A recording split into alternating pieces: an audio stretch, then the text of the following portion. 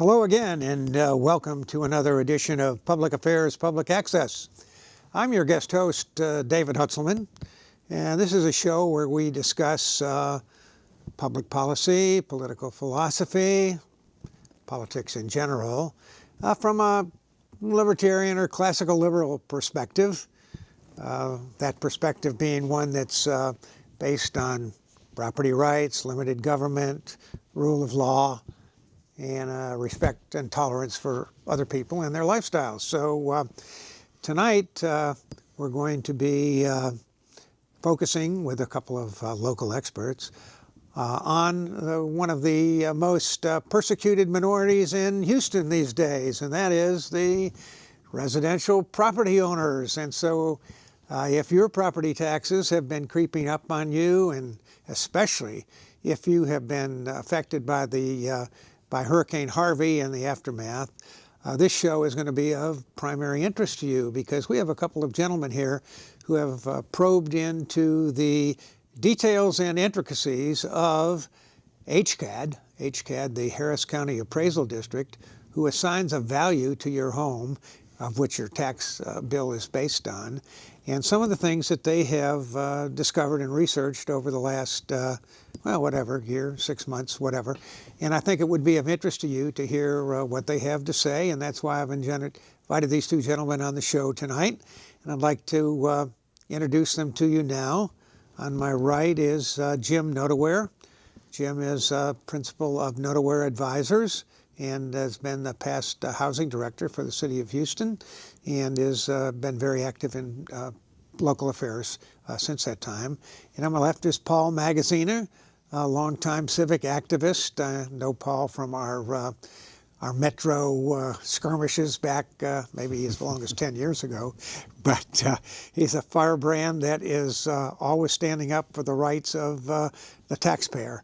And he's here to share some of what he has found out about the appraisal district's methods and practices and how they might affect you, and what we might collectively do about changing them, short of maybe armed revolt, but not too far from that. Not too far.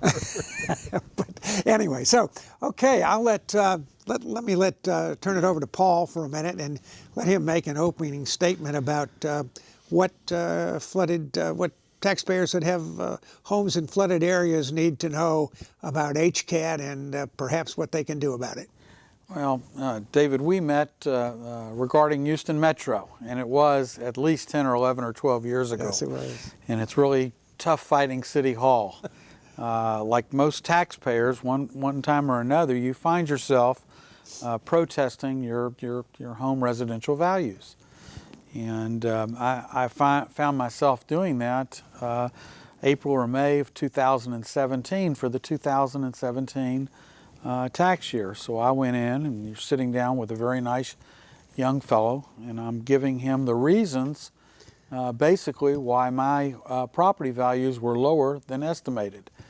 And unfortunately, that started me on a similar route that I've taken with Metro. What I found out is it's a shame. Money's being stolen from everybody. Pretty strong statement. Yes, words like stolen and all, but fraud might come to mind as well. Well, I'll use that word in a few minutes. Okay, but go ahead. Would you like to elaborate on how that's happening? Well, I'm sitting with the young fellow, and I live in Bel Air. When I first moved to Bel Air, it was not in the 100-year floodplain. And my business life since the late the 70s has basically involved owning businesses and property and being very actively involved in real estate. I've had my hands on hundreds of real estate appraisals, hundreds. And so like anyone fighting, I went in armed with what I thought I needed to get my property values lowered. And I mentioned that, when I started in Bel Air, it wasn't in the 100-year floodplain. My flood insurance was $300 a year. And in 2017, it was $2,200 a year. And my house was built in 1998. So basically it was almost 19 years old. And what I was fighting wasn't the land value. When you get your HCAD tax statement, there's two different values listed. You've got the value of the land and the value of the structure. And what I was fighting is the value of the structure. And because it's in the floodplain, it's at grade level. Because of the flood insurance, they had a very unrealistic number. So, real nice young fellow, 25, 26, and I got around to asking about the appraisal and mentioning flooding over and over again, and he said, "We do not take flooding into consideration in our appraisals." I said, "What?" He said, "We don't take flooding into consideration. It's just a market value, you know, how your house compares to the house next door in the neighborhood for size, construction, date." Of course, that's not to say that prospective buyers in your neighborhood might not take flooding into consideration as well, though, right? If they come into our neighborhood now, and I've got a report that I got, over almost half of Bel Air flooded.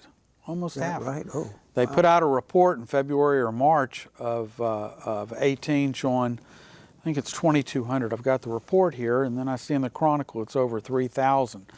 But anyway, during the course of this first chat with this young fella, I said, "Do me a favor, go check with somebody and come back. You're telling me that in your appraisal, you don't look at flooding and you don't look at floodplains." So he came back about 8 or 10 minutes later and he said, "No, it's our policy." He used the word policy. Not to look, it's just market values. So we finished up, but I went home and it didn't sit well with me. It didn't sit well with me at all. So I sent an email to a guy named Jim Robinson. Jim was the chief appraiser at HCAD for, I'd say, 20 years. And I know Jim today because he was on the Houston Metro Board. But he's also, when he left HCAD, they've got a new chief appraiser there. He went back to Harris County, and he's special projects. And I sent him an email as to what happened to me today and that I didn't think it was right not to take the floodplain into consideration and flood insurance. Let me just read this to you, just the first part of it. "I agree with you that the fact a property is located in the 100-year floodplain is a detriment to value. This is particularly true given the sharp increases in flood insurance premiums that are now affecting properties so located.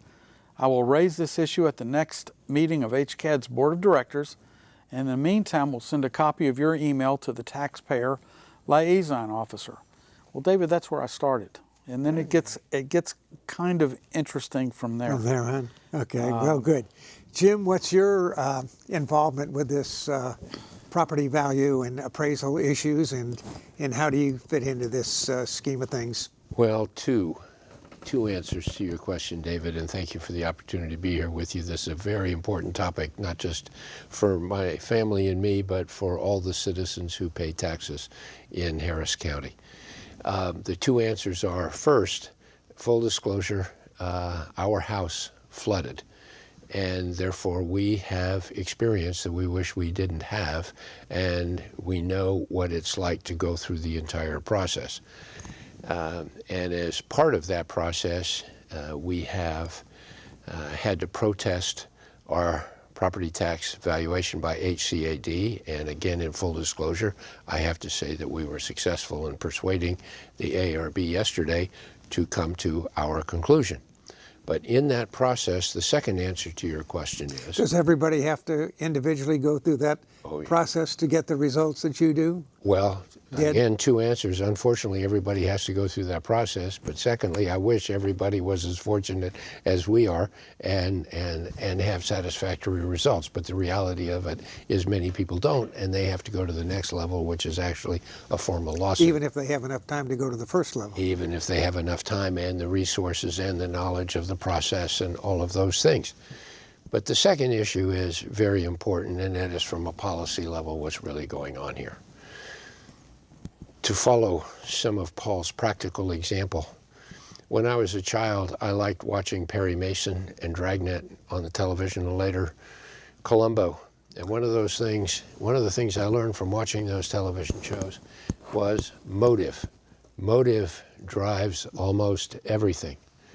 What is HCAD's motive?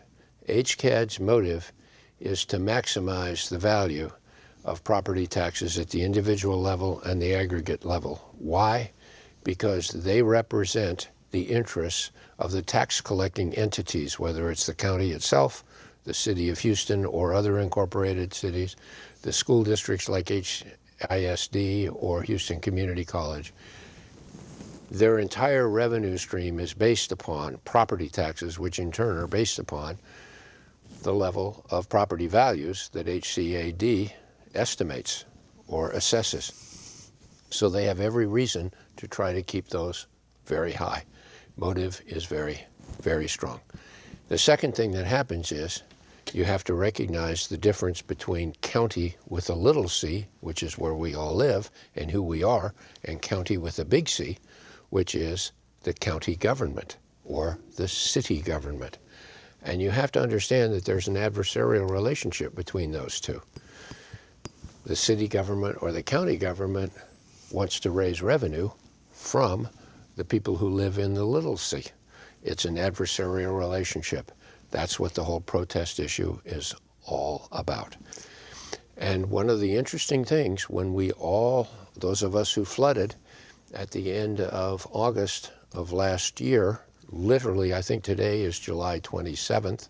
Tomorrow will be July 27th. That is 11 months to the day when our property flooded. We flooded on August 27th, which was a few days before they released the water in the Barker and Addicks Reservoir. So it's etched in my memory.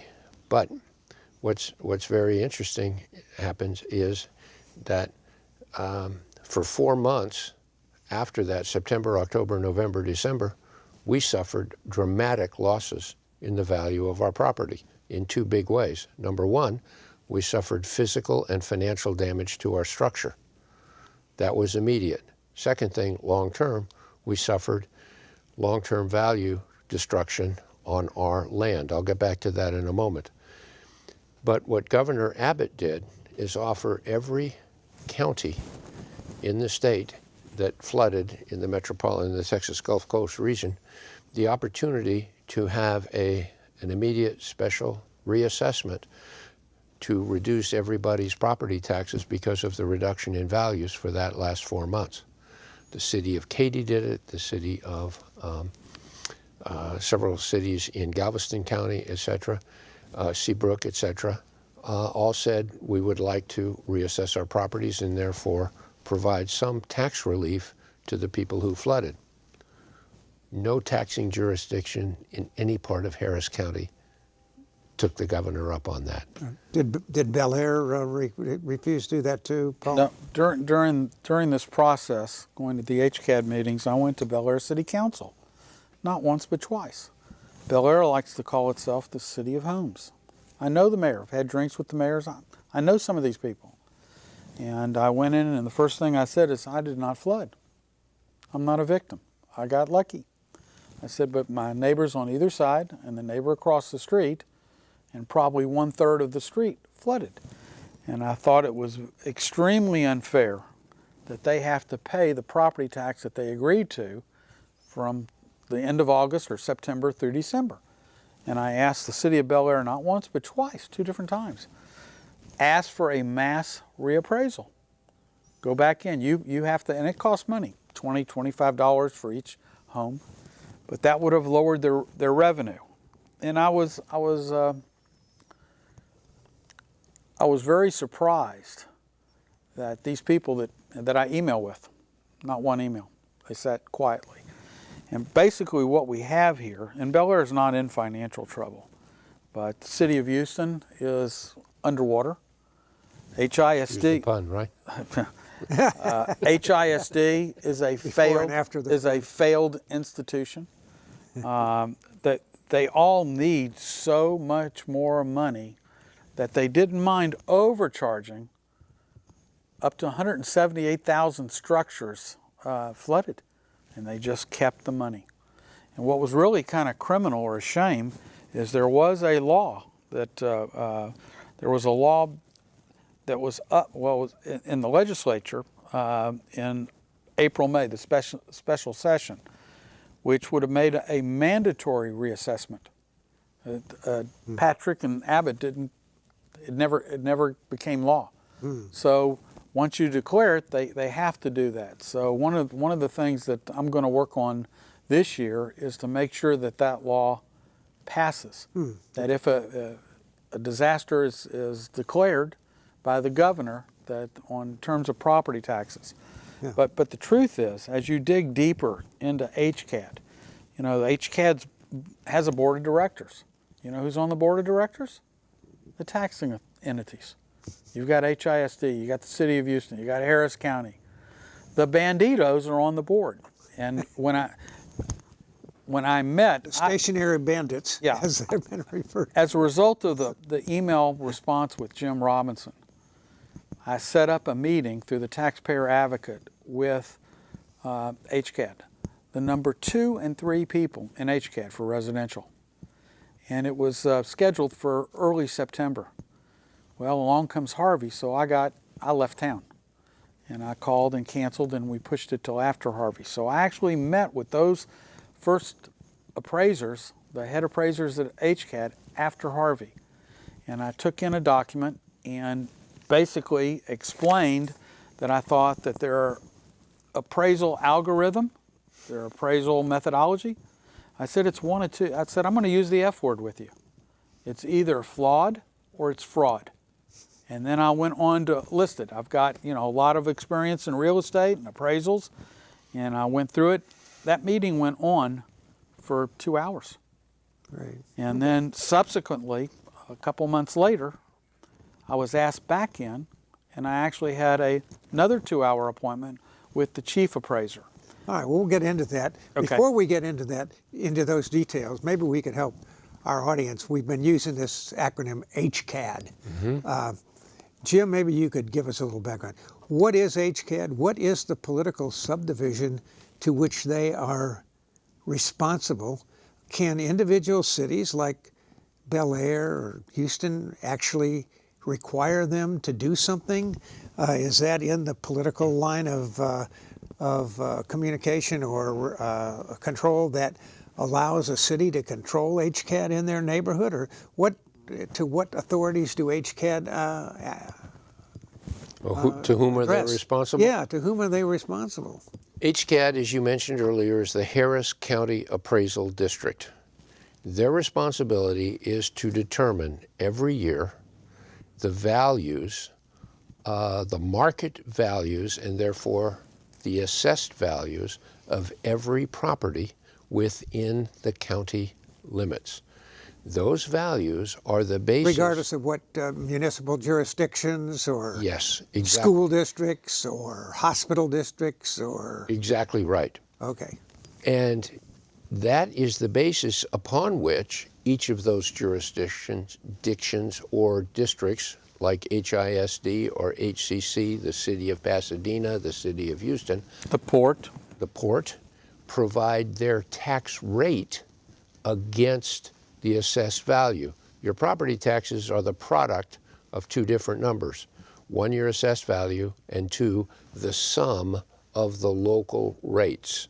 Each of us pay taxes to the city, to the county, to the school districts, to possibly a management district. All those are all added up.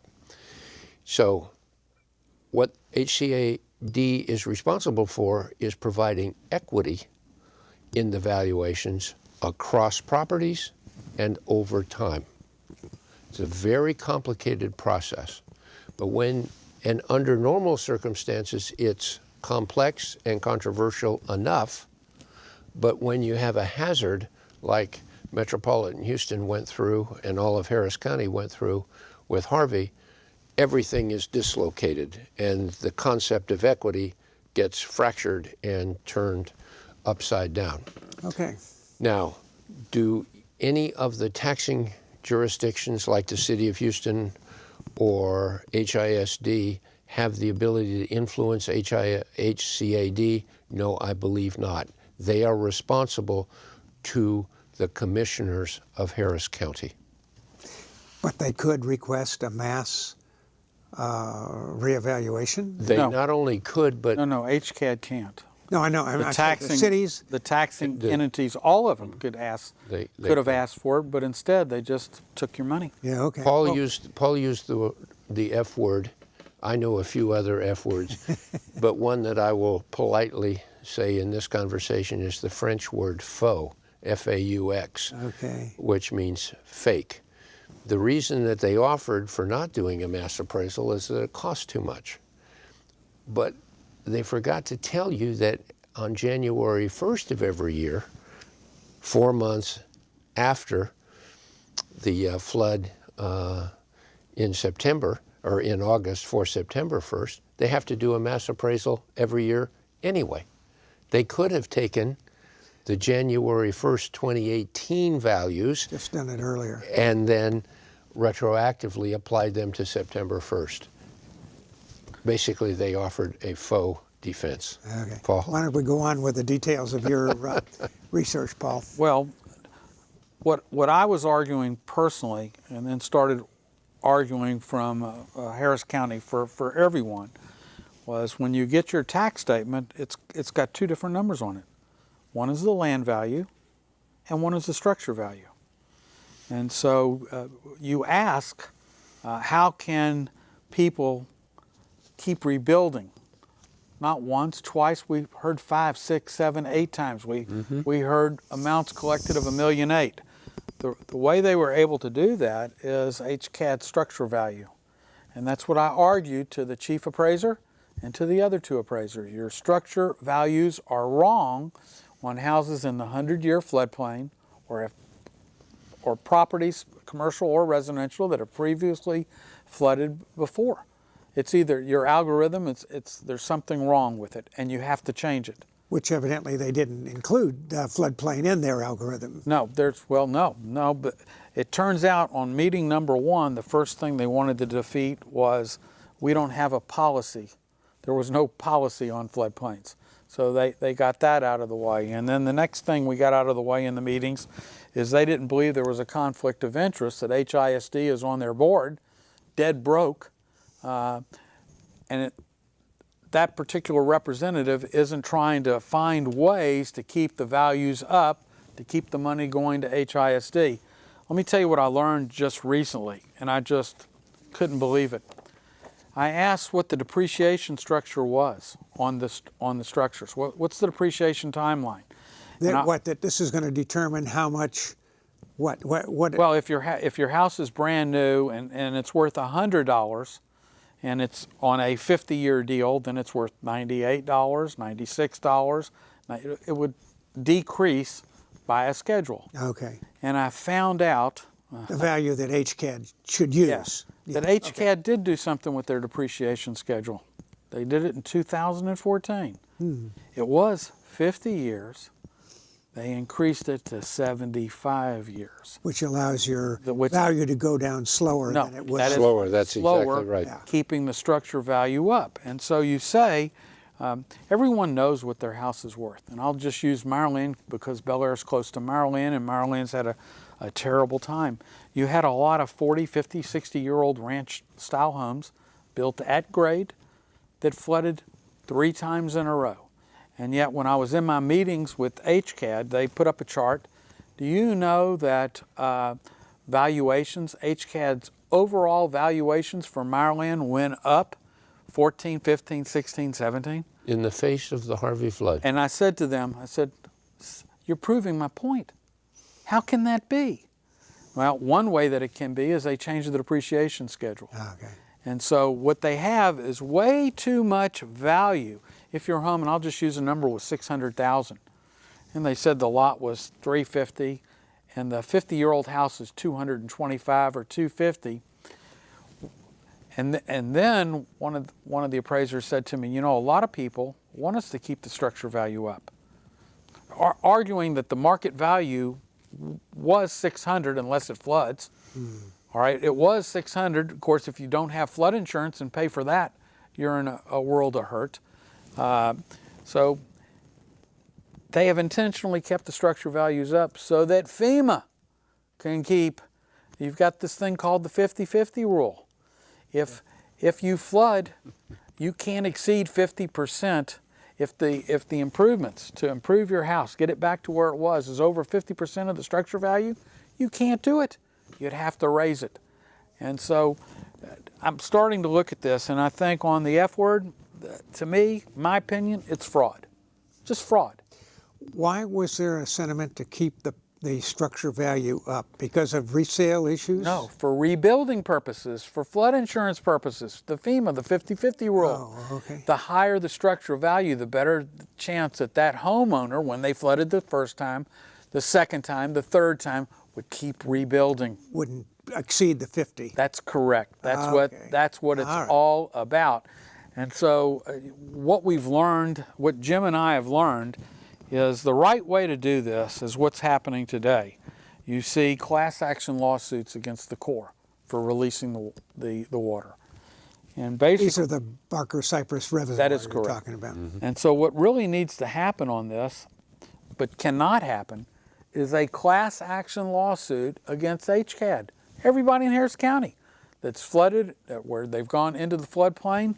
You know, right now today, Judge Emmett, Mayor Sly, the flood maps are wrong. And they're not going to have new flood maps for years. They're wrong. And yet we're stuck with this algorithm that's now taken depreciation from 50 years to 75 years. Harris County, City of Houston, they want you to keep rebuilding. They want you buying the flood insurance. They want you to keep rebuilding. But what needs to happen is HCAD needs to be, in their methodology, you need to take into consideration that Paul Magaziner might have paid $2,000 for flood insurance. That's a legitimate expense so that I can rebuild. And that I need to get some of that money back the same way as if this was an income property. You know, it's a legitimate expense, buying insurance. And so they need to have their algorithm changed. But the only way we're going to be able to get it changed is if we change state law. Because the way they've got it set up right now, those with the golden rule, is you can't do a class action lawsuit. I can sue them, Jim can sue them, but 50,000 people can't sue them because each property is unique. But the problem with the methodology or the algorithm is the common denominator is wrong. Their algorithm is wrong. They should look at homes in Bel Air or Meyerland or Acres Homes or Memorial or Southeast Houston. If they flooded, there needs to be something in there. We need to look at what's happened before, especially because we know that the taxing entities are all banditos, and that's saying something nice. They're just banditos. And when given the chance to do the right thing after Harvey and give people that had no place to live, they're renting hotels, they're renting apartments. You know, they took their property tax money for September through December and they didn't even think twice about it. They didn't think twice about it. They just took the money. You know, what business does that? Well, our government did that. Our governments here did that. It's wrong. Yeah. Well, hey, Jim, this is a Harris County appraisal district. Are they responsible to the commissioners of Harris County, or who is it that actually empowers them, or even staffs them, or whatever else? Is the state? I know Paul just said something about a state law. Is that where HCAD's ultimate authority comes from? They're a quasi-government entity. Yeah, it's like a management district. Okay. They are not controlled by Harris County. By any political subdivision? No, that's correct. They do tax assessments for all of Harris County. If you're in Harris County, they're appraising your commercial structure. They're appraising your residential, and that appraisal is broken down land and structure. And what I'm saying is the structure value and the algorithm are wrong, and they know it's wrong. I'm telling you, I had 2 hours in 2 different meetings, and they gave me no reason for me to back down. And they listened. They're very nice people, but at the end of the day, some of these taxing authorities like City of Houston and HIC, they're broke. They want your money. They just want your money, and they're not going to cut you a break. And they are counting on people not going to HCAD and discovering that their structure value is too high, or their land, they're just counting on you paying the tax. Yeah. And in fact, in November, Mayor Sly, he's going to want to raise it up even more. He wants to remove the revenue cap, which is a city amendment, so even higher. So to me and Jim, there is a urgent need to go to the state legislature and get the law changed, and we can start addressing this algorithm that's wrong and addressing flooding, because the flooding problem, even with, assuming that the bonds pass and billions of dollars coming in, this is something we're going to have to live with the next 10, 15, 20 years. There's no solutions. There's no solutions. And they're going to just keep taking our money. Ultimately, what we need is whether it's HCAD or any other public entity, to be accountable to the very voters that created them and that empower them. But as Paul mentioned several times, they're accountable to the taxing entities that have a vested interest in maintaining the faux valuations at their artificially high levels. And at some point, maybe this evening, we can get into the commercial property valuation, which is a similar situation. And by overvaluing commercial properties, we're driving jobs out of the city and out of the county as well. In terms of their evaluation and whatever mechanisms there are to influence whether the tax rate itself, that's under the control of the individuals that are basically outsourcing the valuation to HCAD. Yes. So that Yes. any of these taxing entities, the ones that are receiving the taxes, can in fact say, oh, our constituents have been hurt by Hurricane Harvey, we need to cut them a break or something. They presumably could have the power to do that. They can yes. lower their tax rate. Like the city of Houston, city council can lower the tax rate for property yes. in the city of Houston. And I yes. assume Bel Air could do that, or HISD could do that, or Yes. whatever else. So Their percentage on the $100 worth of valuation, yeah, they could. But it's going the other direction. Yeah. no, I'm sure it is. It's going higher. And it's if voters in Houston want to pay a higher percentage and they vote to do it, okay, so be it. My problem is with the rate that we've got now and the methodology that they're using on structure.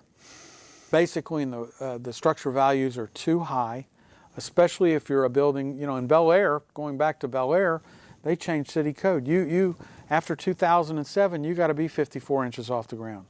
Now, how can, if that's the case, and you're in a house that was built in 2004 or 1998 or 1992, a nice home,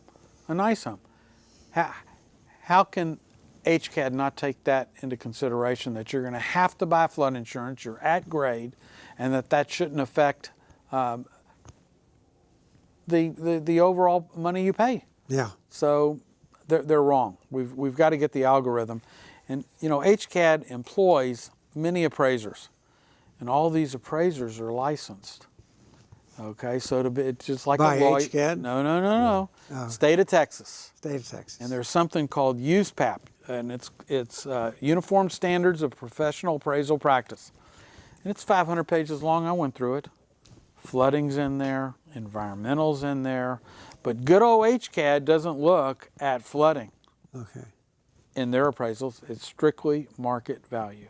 And then along comes Harvey, or the tax day, or the Memorial Day storm, and those taxpayers, you're not going to get any relief from the taxing banditos, especially City of Houston, HISD. They're just going to sit there and take your money. So let's talk about market value for a moment, which is what they are supposed to be assessing. Let me use our own property, real numbers. January 1st of 2017, our home was valued at approximately, or assessed at approximately $500,000. After Harvey. Structure or structure and land? Structure and land. Okay. After Harvey, we were reassessed at $300,000. We protested that are based upon comparable sales in our neighborhood those comparable sales were $220,000. Thankfully, we prevailed. Now, let's go through the numbers. So we were reassessed now, as of day before yesterday, at $220,000. Now, what Harris County Appraisal District wants us to do is to spend $280,000 to restore our house back to the level it once was. When I It once was? once was the $500,000 Oh, before the- Harvey. So Not they the want physical level, the physical level, financial level. There right? was- yeah, there wasn't. Physical and financial, they think are proportional. So we spend $280 to get back to $500,000. By raising your foundation, I assume. Well, no, in our case, we don't have to do that. Oh, okay. We should be because of the 50% rule. But now, if we were to do that, realtors tell me that even if we restore the house back to its prior level, the market is not going to value us at $500,000. They're going to value us at $500,000 less a 20% discount because of flooding. In other words, Risk assessment. risk assessment, approximately $400,000. Why is that? Because fewer people would be interested in purchasing our home Sure. with the thought that A, it flooded, so there is some intrinsic damage, and B, it's likely to flood again. Time will tell whether HCAD and their algorithms will permit a permanent discount, or at least a long-term discount of 20% before we get to that. And In other words, if we were to spend all $280 to restore it to $500,000, they would come back and value us at $500,000, where the market would say we're only $400,000. That too is another version of the F word. Yeah. Okay. I think what Jim just outlined is pretty interesting. So if he takes his flood insurance money, which was $250, you get $250 FEMA, it's federal, $250,000 on the structure, $100,000 on content. Yep, exactly If he right. takes and reinvests all of it, which is what Harris County wants you to do, and City of Houston and all the rest, according to local real estate professionals, you'd still be 20% behind the curve. So this algorithm I'm talking about needs to take that 20% into consideration. No matter what a house sells for, it needs to be less than 20% and less maybe the flood insurance, because without the flood insurance, you can't get back to X what it was. But they're not doing that. They are strictly valuing it on the fair market value. And so that means that if you don't protest, you're agreeing to a value from January the 1st through December 31st. Harvey happened in late August, okay? You were out of luck for 4 months, and the City of Houston didn't come to your rescue, and neither did HISD. No. They just kept their hands in their pocket, and they kept No, they your kept money. their hands in your pocket. That is correct. So it's about the structure value, and is it fair to the federal government, FEMA, that these structure values are too high, and that they keep paying and paying and paying? Is that really what we need to do? No, I don't think so. No, Paul is bringing up a real important topic from a public policy standpoint. If you take the conversation we're having now and lift it up to the macro level and aggregate what's going on, many of us who flooded should not be rebuilding where we are. And if we do, we're compelled to build by putting up, raising our structure by 2 or 3 or 4 feet, depending on what the new floodplain maps actually say. There's a very interesting article in this morning's Houston Chronicle talking about the trauma that many contractors are going through in trying to do exactly that. I don't want to get into the details of that problem or the article, other than to say, when somebody has to raise the level of their house by, let's say, 4 feet, the number that was used in the article is $250,000 to $350,000. If you're going to spend that kind of money to raise your existing structure, that will get incorporated into future valuation as well. And so therefore, HCAD and the taxing entities will be able to tax that increment. But that is really what economists call a dead weight loss to you as the homeowner. You're paying a huge amount of money just to stay with where you were prior to the flood. So they can use the value of the repairs and add that into what the value they're going to assess as your property. Oh, you bet they're going to do that. I guess that's just the same as building a new home. I mean, the cost of it, they're going to... Let's talk about that. That's one of the, as I started down this HCAD road, that was one of the things I talked to that 25-year-old about. You know, I took the size of my house and I said, multiply it times $150 a foot or $175 a foot. And that would be a brand new home. My home is 19 years old. How can my value be 80% of that number? It's impossible. It's 20 years old. It's at grade. It's impossible. And so it behooves the city, it behooves the county, it behooves HISD and all these other taxing entities to keep doing exactly what they're doing. Leave the structure value up. Well, we know that they're not going to fix the problem tomorrow. We know the problem's not going to be fixed a year from now, or 3 years from now, or 5 years from now. They want you to keep rebuilding. And we need a taxpayer revolt starting with a new state law, and that state law can get after these algorithms that they're using, especially in Harris County, create a law for that, and then unfortunately the law that didn't pass for the last state legislature where if there is a disaster, another flooding, that every taxing authority in a declared area, Harris County, they must do a mass reappraisal, because we could have had Harvey in April or May, which means you're out 7 or 8 months that year living somewhere else.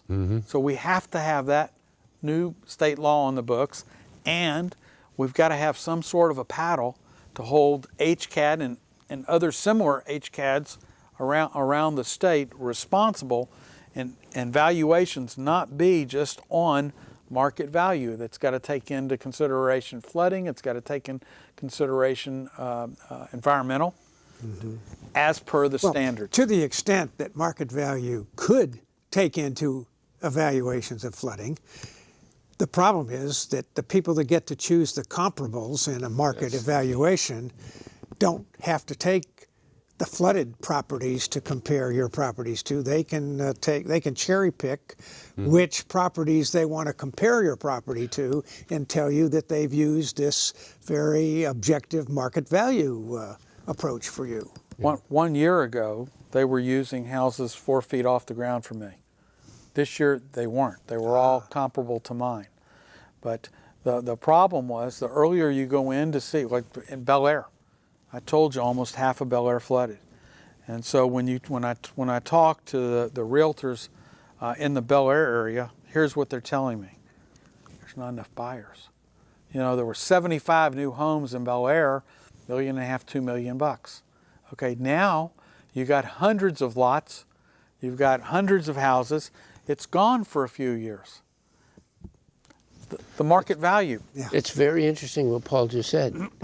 There are very few buyers.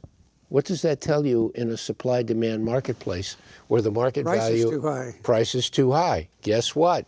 This is coming full circle into the perfect argument that the market value is actually low. Right. Right? Yeah. So the only argument I have with my friend Paul here is that the market is actually valuing things properly. Probably so. What HCAD needs to do is recognize the market value and not create the true market value. The true market value, and make assessed value be equal to market value, and not create all these, quote, policies which artificially prop up through what I'll call appraisal Viagra. Right. I did a taxpayer request today. Okay. Knowing I was coming here. Freedom of information? Freedom of information. I love that. And so my question to the taxpayer advocate at HCAD, this changed from 50 years to 75 years in 2014, keeping these structure values up so that the FEMAs can keep rebuilding.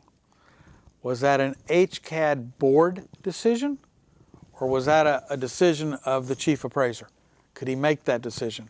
I'm going to guess it was an HCAD board decision on something that critical. So, and if that's the case, I think everybody that flooded should be asking the 6 people on the HCAD board, why'd you do that? Why did you change a home depreciation from 50 years to 75 years to keep the values up? What made you do that? And then we had three major storms flooding everybody. By the way, IRS, who's the taxing, our federal taxing authority, if you have rental property, residential rental property, depreciation's 27 years.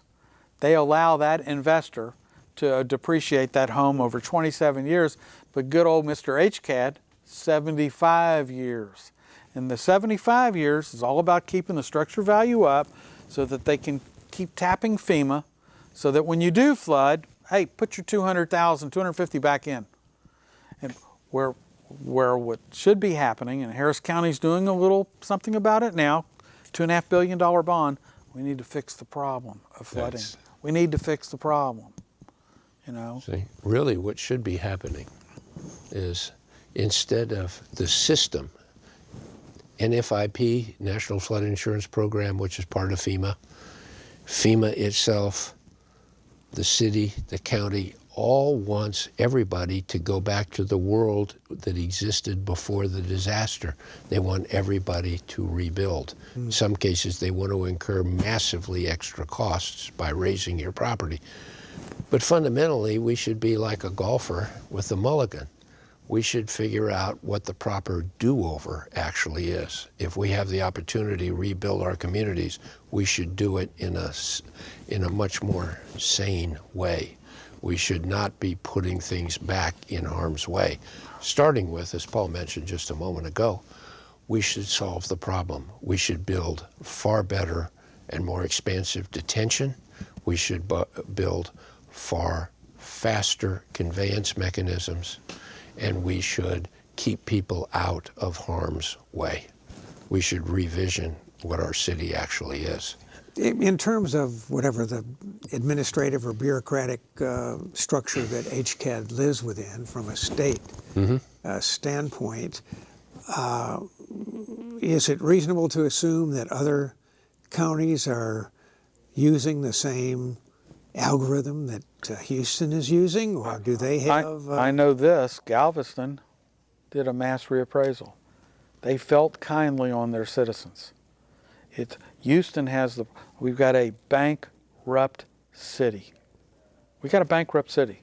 And HISD, people asked me years ago, when I first met you, what's the biggest problem? What's the biggest problem in Houston? And at that time, I said it's HISD, where people need a place to send their kids to school. They have to have a chance. But instead, that's not happening. We've got a mayor who said he solved the pension problem. I call him Emperor Turner, Mayor Sly. He didn't solve anything.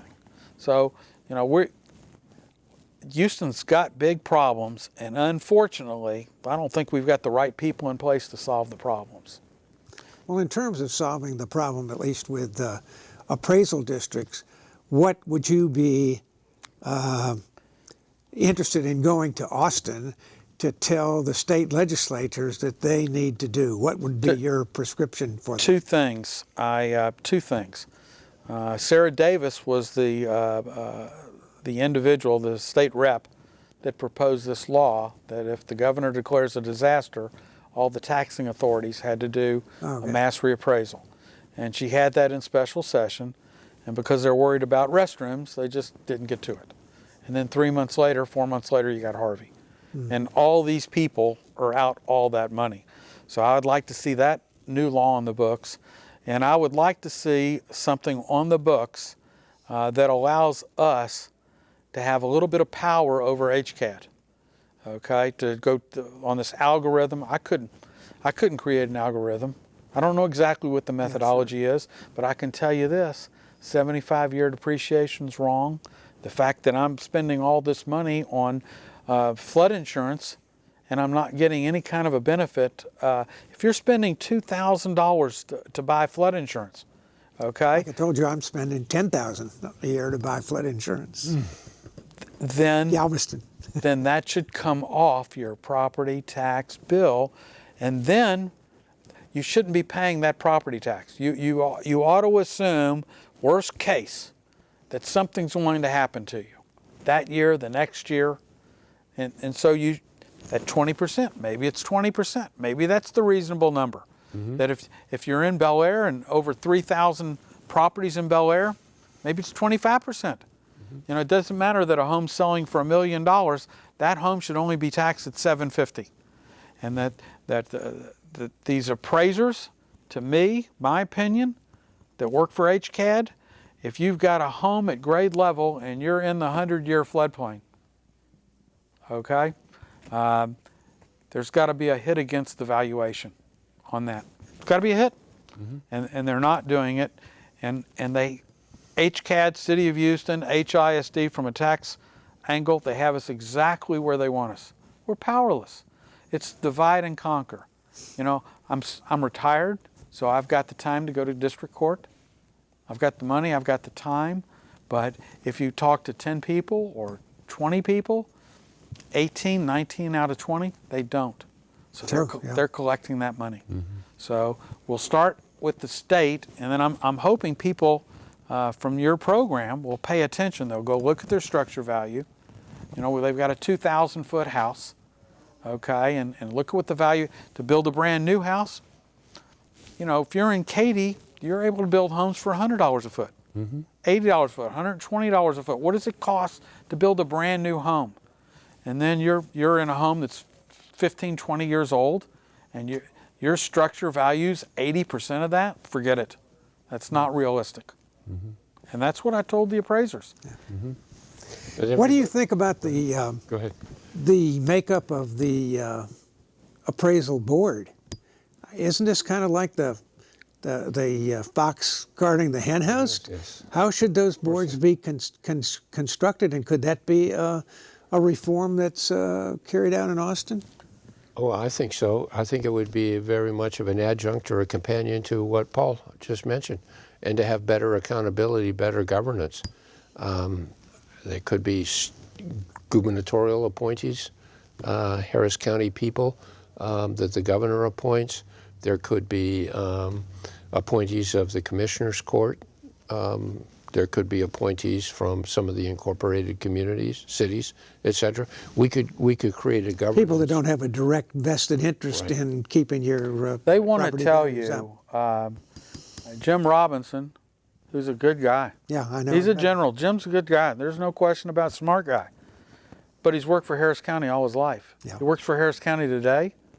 And he knows the money that's needed to run Harris County. He's on this board. Okay, are you telling me that for his day, he forgets everything he hears at the day job, and he's going to go to HCAD and he's going to change the algorithm, which is going to bring in fewer dollars? Or, well, I think the last time I had looked, which was 4 or 5 or 6 months ago, Wanda Adams, who was HISD, okay, she's on the board. She's going to bring in less money? So, you know, we're going to have to do it through, I think, state laws. And with, you know, with Houston Metro, they said elect the board members. It's impossible. It's how do you do that? How do you do that? But one thing I think Houston needs these, and we talked about it briefly before we came into this room. The TERS, the management groups, everybody's got their fingers out.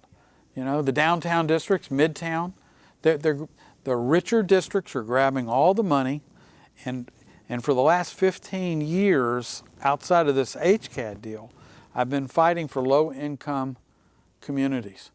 Why isn't Mayor Slaff fighting for acres? You know, it's terrible what's happening. And the people that are the really great, we got a lot of great businessmen in Houston, but I look at some of the organizations and what they were in the 1990s and 1980s, they no longer are. Everybody seems to bow down to the mayor. And, you know, the city of Houston has got to get things. We got to have a real manager down there, and we've got to grab control of HISD, or we're going to look up, we're going to have a dwindling population. You got no school district. We've got a pretty much static population even now. At best. At best. At best. And where are they going? They're going to the woodlands. They're going to go to and I don't believe those counties are going to repeat the flooding issues that we have here. Houston's in a bad way, but no matter how bad a way you're in from a tax standpoint, you don't have enough revenue. How can you take money from somebody that flooded and charge them knowing they can't live there? They had a $600,000 home. Now it's lot value $300 if you're in Maryland, $325, $275. How do you take that money? How do you steal from that person? Mm-hmm. You know, I look at some of the city council. Ellen Cohen, she should be ashamed of herself. Where was she 4 or 5 years ago? Why wasn't on the Braze project? Mm-hmm. That should have been the only thing that woman worried about. But instead, we're putting in park trails. We're doing this. They're wasting our money. What tax money you give them, they're wasting. Back to Paul's point, there's a corollary to that. Why don't we have enough money? The real answer is we do have plenty of money even at the prior revenue levels. We just don't spend it wisely. Yeah. Why do we say we don't have enough money for proper flood control construction of infrastructure? Because we're wasting money on post oak bus lanes. We're wasting money on building metro rail that has no riders, or buses that have very few riders, or that run over people. Just outside we this just TV misallocate our own resources. Just outside the studio, Oh, yes. Metro spent $3,000 an inch to build the Harrisburg rail line. It's got 2,000 riders. That's a poor bus line. Yeah. They spent $700-800 million. Well, like we've always said, it's a political success, Paul, but a transportation failure. So, I mean, that's about all you can say And for it. even the best subway systems, rail systems in the country, Washington, D.C. Metro, the New York City subway system, they are losing riders, and they all acknowledge massive deferred maintenance costs that they can't catch up with. If there's a takeaway from what let's do a takeaway now. A takeaway from what I've 15 said seconds. and what Jim said, the structure values are wrong. The algorithm is wrong. They've got it to where we can't file a class action lawsuit. And HCAD needs to take into consideration flooding, floodplains, if you've previously flooded, and there needs to be built-in discounts, just like Jim talked about. Okay, you have any last minute? Just the last minute, let's take a step up Periscope, look what's really going on. Let's understand motives. Let's try to be fair. Let's try to be open. Let's try to be transparent. Let's try to have our elected officials really pay attention to the reason they're there and the people who put them there. Okay, well, very good. Well, let's thank our producer, HMS TV here, for allowing us to come in and talk about these issues, and our wonderful producer here, Mark Pirtle, who helps us put these things on. Fantastic And guy. hopefully y'all will keep watching us, and we'd like to have you keep the phone calls coming, although we didn't get many tonight. But nonetheless, the show will be shown multiple times on HMS TV during the coming weeks, and we'll have a YouTube recording of it up. And so hopefully we can circulate the valuable advice and information from these gentlemen to a wider audience. I was really hoping Mayor Sly would call. Oh, yeah, he might have called. Thank you. Thank you, David.